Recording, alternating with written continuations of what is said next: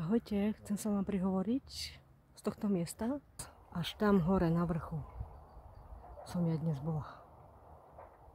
Išla som tou stranou, tou lúkou, kde je menej snehu.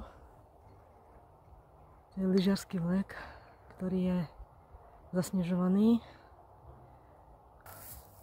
Ja som mohla sledovať cestou, ako sa ľudia lyžujú a kochať sa takouto krásou. Aj keď dnes nevyšlo veľmi dobré počasie, ale nevadí. Som veľmi rada, že som mohla tadiaľto ísť.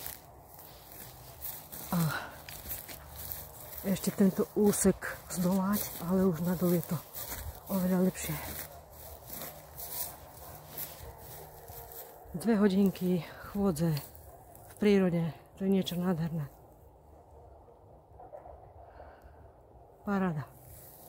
A som za to veľmi vďačná.